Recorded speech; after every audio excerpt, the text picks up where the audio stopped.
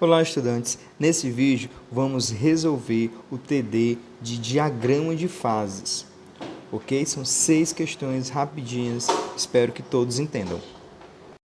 Primeira questão. O diagrama de estado de uma substância é esquematizado ao lado. Agora, leia as afirmativas. 1. Na região a substância encontra-se no estado sólido.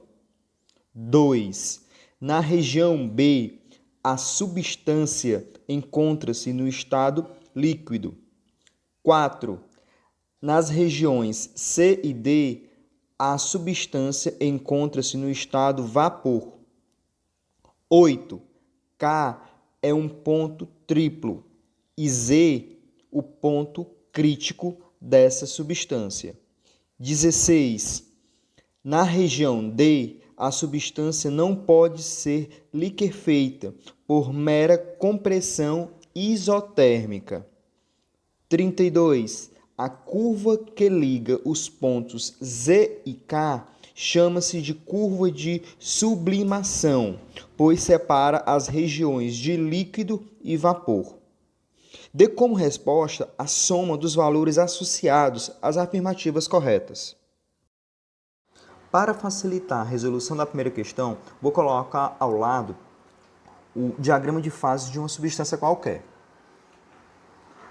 Podemos ver algumas coisas aí marcadas no nosso gráfico. Primeira coisa, temos o estado sólido, líquido, vapor e gás.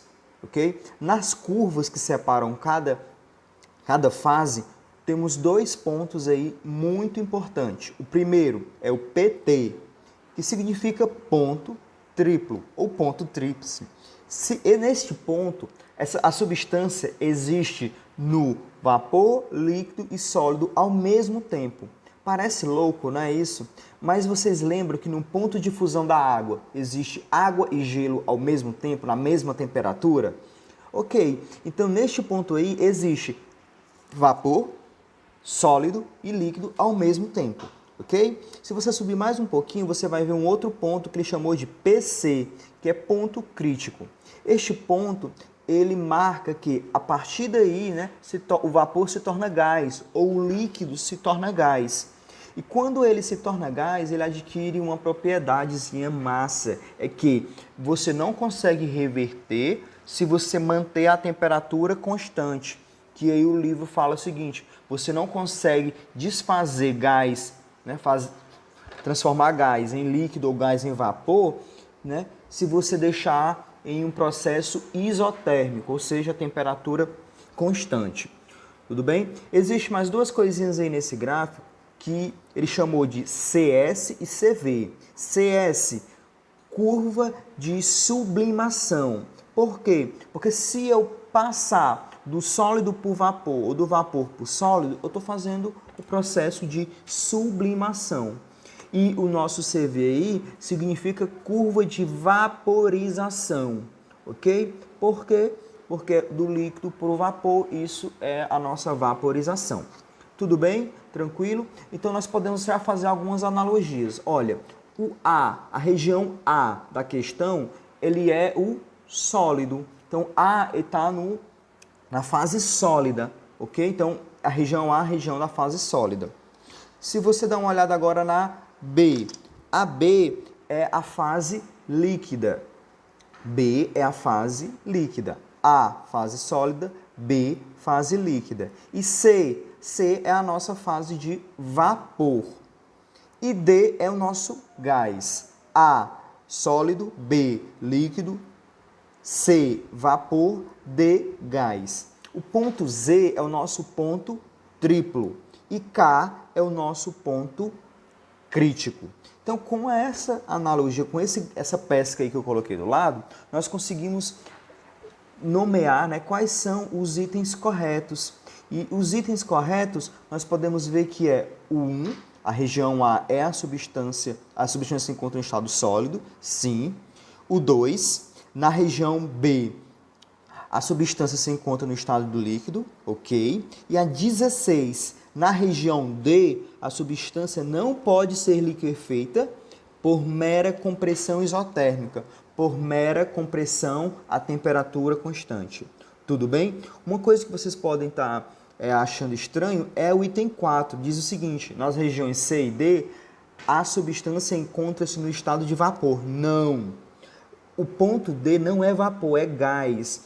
Esse ponto 4 estaria correto se em vez de vapor colocasse gasoso. Sim, se fosse gasoso estaria correto, porque vapor está no estado gasoso. O gás está no estado gasoso. Mas C e D, eles estão em estados gasosos e não em estado de vapor, ok?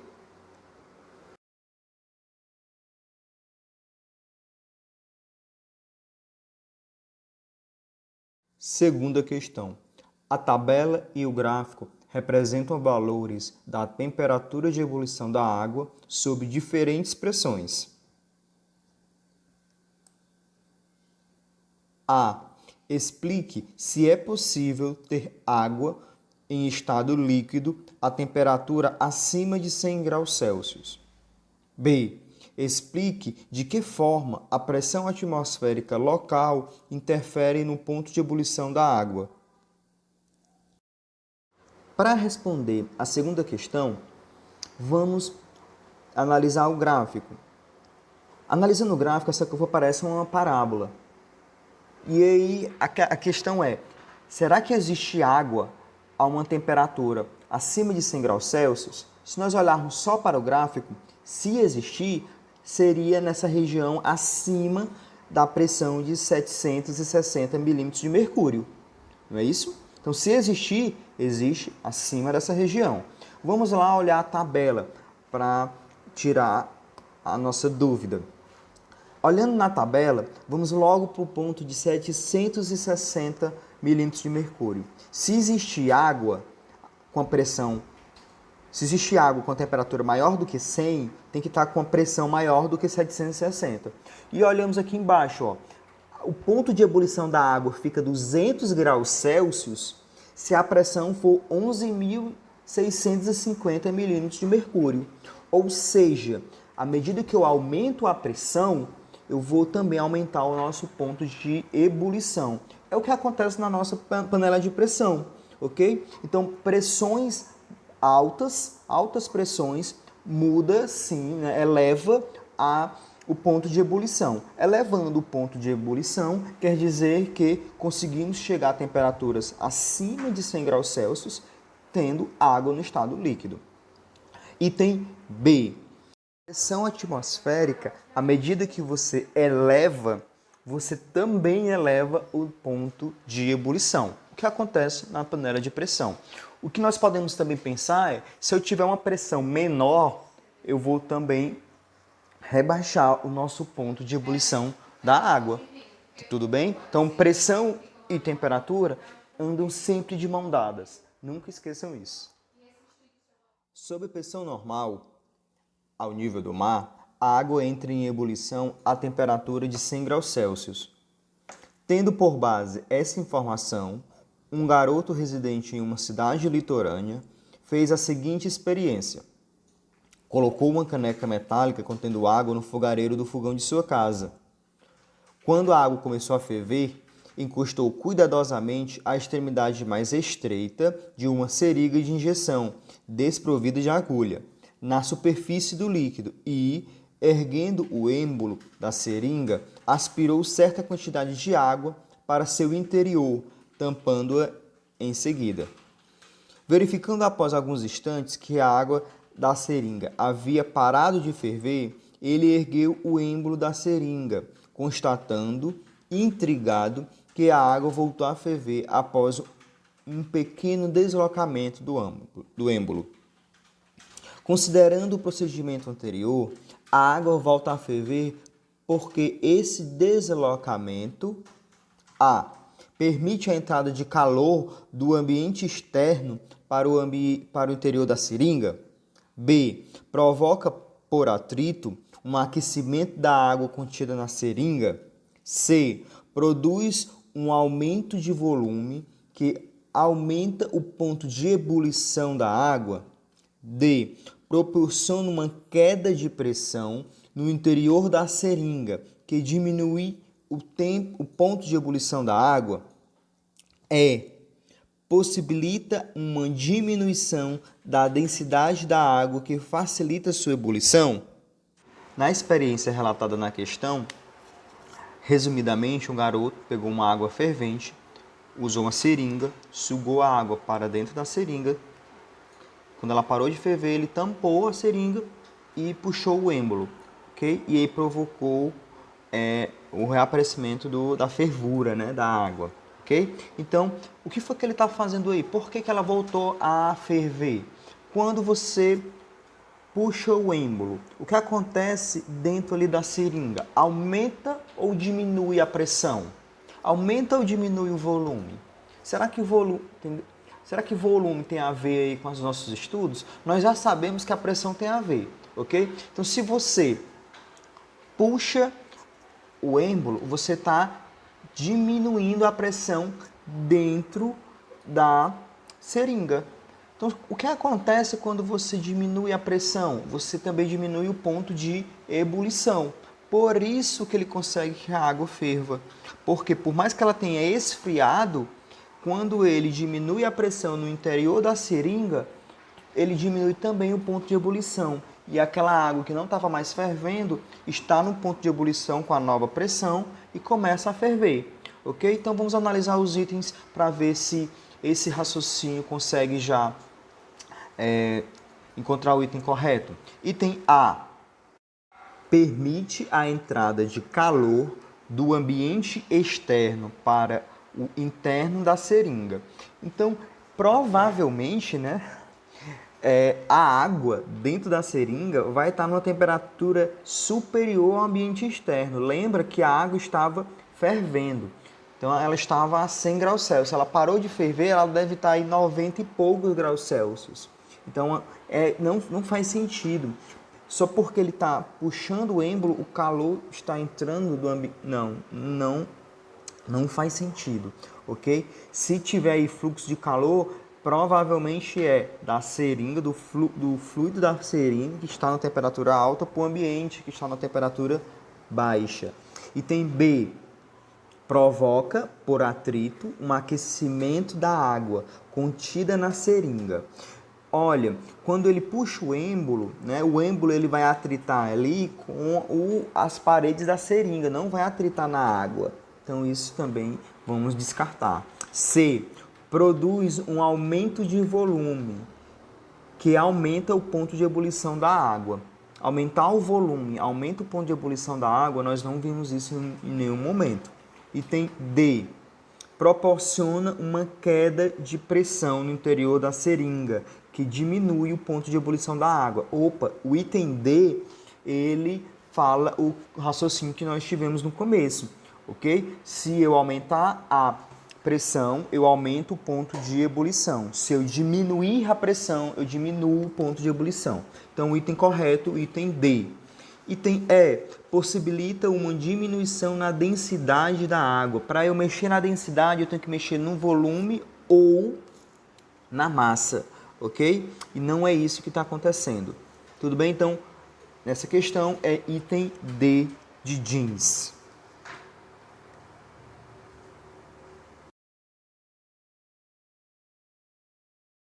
Quarta questão. O que acontece quando se agita um recipiente contendo água em sobrefusão? A. Necessariamente, toda a água solidifica-se, acarretando numa queda de temperatura do recipiente. B. Parte da água solidifica-se, acarretando uma queda de temperatura do recipiente. C. A água solidifica-se total ou parcial, acarretando em um aumento de temperatura do recipiente. D. Necessariamente, toda a água solidifica-se, acarretando um aumento de temperatura do recipiente. Nada do que foi dito ocorre.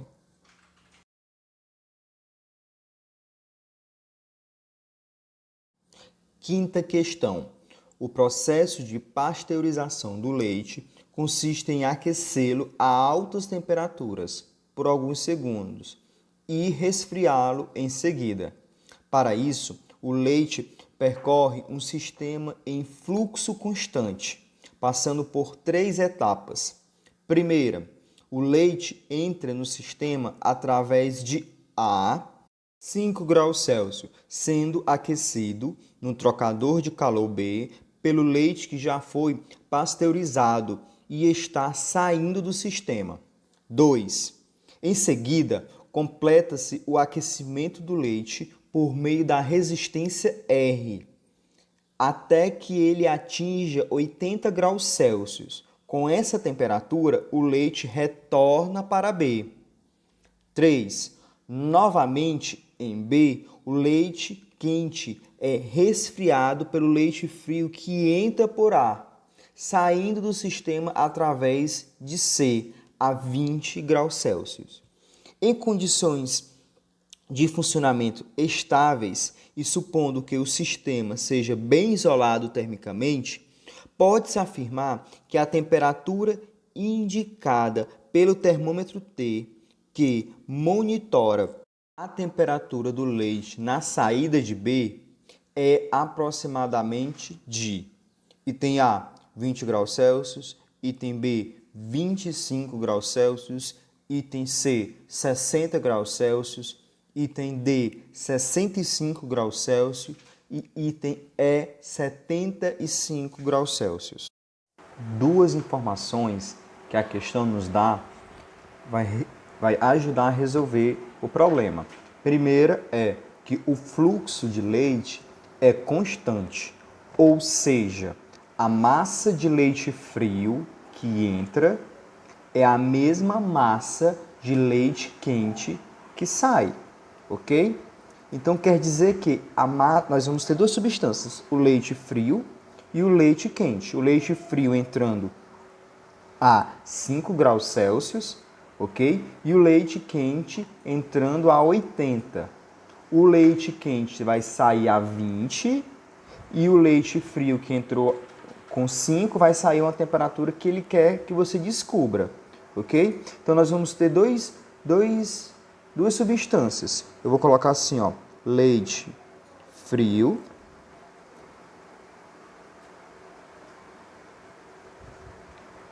o leite frio, ele vai ter uma temperatura inicial de 5 graus Celsius. E vou ter a outra substância, é o leite quente. O leite quente, ele vai ter duas temperaturas ditas aí no nosso problema. Temperatura inicial é 80, porque ele é aquecido até 80, e depois ele é resfriado e fica com a temperatura de 20 graus Celsius, ok? Então o fluxo é constante, ou seja, a massa de leite frio é igual à massa de leite quente, ok? As massas são iguais, ok? Tranquilo isso? Massa, né? Uma outra coisa também, nós podemos também colocar o seguinte, o C, a capacidade, o calor específico de ambos as substâncias é o mesmo. Por quê? Porque ambos são a mesma coisa, leite, ou seja, o calor específico do leite frio é o mesmo calor do leite quente, tudo bem? E uma outra coisa também que nos ajuda bastante é o sistema ele é isolado termicamente, ou seja, não vai ter troca de calor com o meio externo, ou seja, né, o que é que ele quer falar para você? Quer falar assim, olha, esse leite quente aqui vai ceder calor para o leite frio. O leite frio vai ganhar calor. E ganhar de onde? Do leite quente. Porque quando ele diz isso para você, o que é que você vai pensar? Opa, quer dizer que teve trocas de calor, mas está isolado termicamente. Ou seja, se eu somar o calor do leite quente com leite frio, tem que dar 0. E aí você já encontra a resposta da questão. Você vai fazer o seguinte, ó, o calor do leite frio mais o calor do leite quente somados vai dar 0. Por que dá zero? Porque está isolado, ok? Então, todo o calor que o leite quente vai ter vai ceder para o leite frio, ok? Então, bora lá. Ambos são leite, não teve mudança de estado físico, então é calor sensível. MC delta T mais MC delta T. Se é leite frio ou quente, não importa, né? As massas são iguais. Ou seja, eu posso aqui cancelar a massa.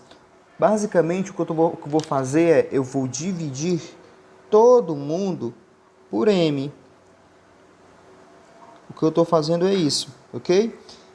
Quando eu dividir isso aqui por M, eu posso cancelar. Posso cancelar. 0 dividido por M é 0, então não muda nada.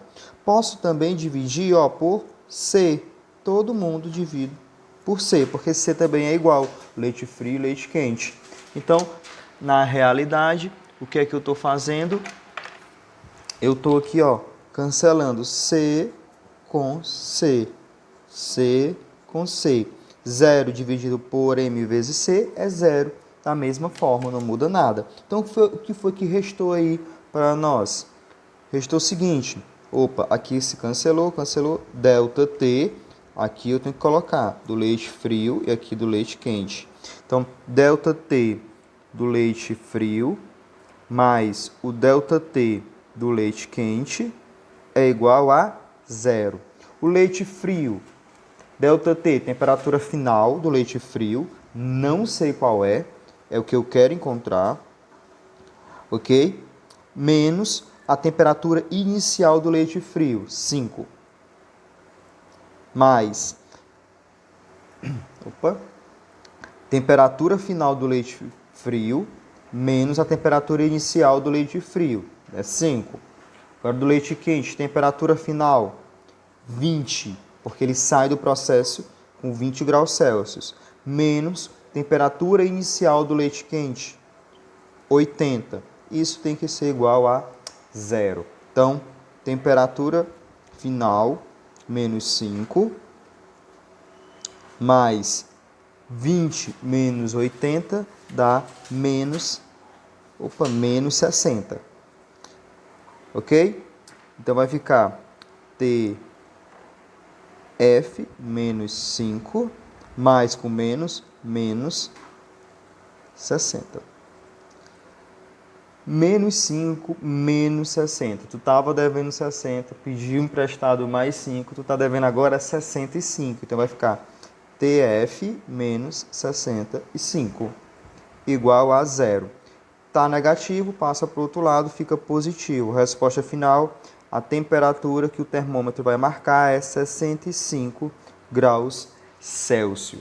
65 graus Celsius é o nosso item D. Ok? Sexta questão. A sonda Fênix, lançada pela NASA, detectou em 2008 uma camada de gelo no fundo de uma cratera na superfície de Marte. Nesse planeta, o gelo desaparece nas estações quentes e reaparece nas estações frias, mas a água nunca foi observada na fase líquida. Com auxílio do diagrama de fases da água, analise as 3 afirmativas seguintes. 1. O desaparecimento e o reaparecimento do gelo sem a presença da fase líquida sugere uma ocorrência de sublimação. 2. Se o gelo sofre sublimação, a pressão atmosférica local deve ser muito pequena, inferior à pressão do ponto triplo da água. 3. O gelo não sofre fusão, porque a temperatura do interior da cratera não ultrapassa a temperatura do ponto triplo da água. De acordo com o texto e com o diagrama de fases, pode-se afirmar que está correto o contido em A. 1, 2 e 3. B. 2 e 3 apenas. C. 1 e 3 apenas. D. 1 e 2 apenas e é 1 apenas. Para facilitar a resolução desta questão, vou colocar o gráfico da questão e analisar os itens. Item 1. O desaparecimento e o reaparecimento do gelo sem a presença da fase líquida sugere a ocorrência de sublimação. Então, nós vamos ter essa mudança, né, de sólido para vapor, vapor para sólido, sem a presença do líquido. Então, se está fazendo este caminho, né, nós conseguimos aqui detectar qual é o caminho, é aqui abaixo desse ponto triplo, ok? Então, a passagem de gelo para vapor e vapor para gelo, nós damos o nome de sublimação, ok? Então, correto, o item 1 está correto. E 2. Se o gelo sofre sublimação, a pressão atmosférica local deve ser muito pequena, inferior à pressão do ponto triplo da água. Então, vamos dar uma olhadinha aqui. Para ocorrer sempre essa mudança de sólido para vapor, ok? Tem que ocorrer abaixo do ponto triplo, tudo bem? Tem que ocorrer. E abaixo do ponto triplo, nós estamos olhando aqui, ó, é 4,579 milímetros de mercúrio. Então, é uma pressão muito baixa, ok? Muito baixa. Então, está correto sim o nosso segundo item. Se o gelo sofre sublimação, a pressão atmosférica local deve ser muito pequena. Item 3. O gelo não sofre fusão, porque a temperatura no interior da cratera não ultrapassa a temperatura do ponto triplo da água. Então, será que ele não sofre fusão porque a temperatura não ultrapassa essa temperatura aqui? A temperatura do ponto triplo é esse 0,0098 graus Celsius.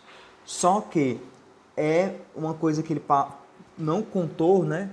Não colocou aí nas continhas dele, é que se a pressão for constante, se for a pressão, vamos supor, de 4,0 milímetros de mercúrio, não importa a temperatura, ok? Não vai se tornar líquido. Se eu tiver uma pressão menor do que 4,579, eu não tenho como fazer essa minha água ficar no estado líquido. Tudo bem? Lembra, pressão e temperatura estão juntos. Se eu aumentar a pressão, eu consigo aumentar a temperatura do meu ponto de fusão, de ebulição. Vocês lembram disso nas questões passadas que eu falei? Então, mantendo a pressão constante, que é abaixo desse 4,5, tu não consegue atingir água elevando a temperatura. Não vai conseguir. Então, o nosso item 3 está errado. Então, de acordo com o texto e com o diagrama de fases, pode-se afirmar que está correto o contido em item D de dado, 1 e 2 apenas. Então, o item 1 e o item 2 estão corretos. O item 3 está errado. Então é isso. Espero que todos tenham entendido. Qualquer dúvida, me procure. E até mais aí com resoluções de calorimetria. Próximos vídeos serão sempre de revisão. Nós vamos fazer revisão até a prova acontecer, ok? Até o bimestre se encerrar. Então, tchau, tchau. Bons estudos.